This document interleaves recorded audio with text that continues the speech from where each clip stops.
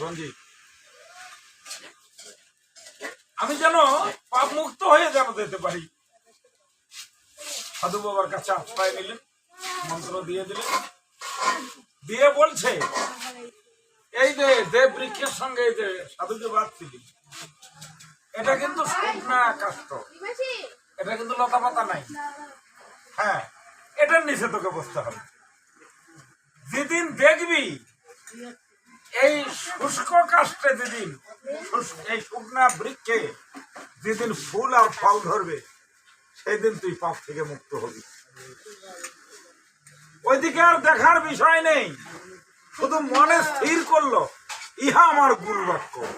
পরিবার হবে কি না, কবে হবে, এমন কোন চিন্তা সে অন্তরে কোনো রাখলো না।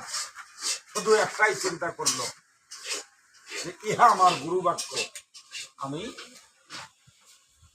এখানেই বসবো।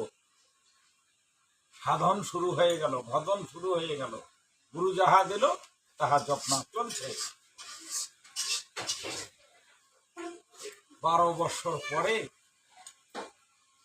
এই যে এমনি করে ধ্যানে বসে আছে, ধুলা বালি উড়াইয়ে উড়াইয়ে পড়তে পড়তে, তারপরে যে ওই পোকাগুলো এগুলো মাটি তোলে না, মাটি তুলে তুলে হ্যাঁ একবার ওকে মানে ঢাকে ফেলে। হ্যাঁ, ওই পোকা মাটি তুলে তুলে ওকে একবারে ঢেকে দিয়েছে। 12 বছর পূর্ণ হলো, ধ্যান ভেঙে গেল।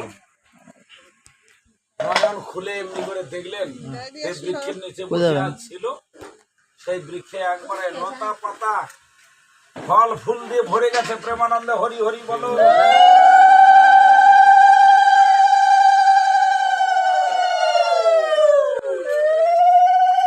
বালু দিয়ে পূর্ণ হয়ে গেছে।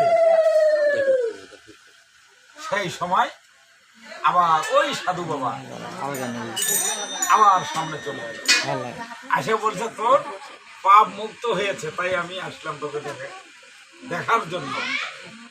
তো তোর নাম সেদিন ছিল রত্নাকর দস্যু, আর এই গুরু ভজন সাধন করার পরে আজ থেকে তোর নাম হচ্ছে বাল্মীকি মুনি। বলো জয় জয় নিতাই।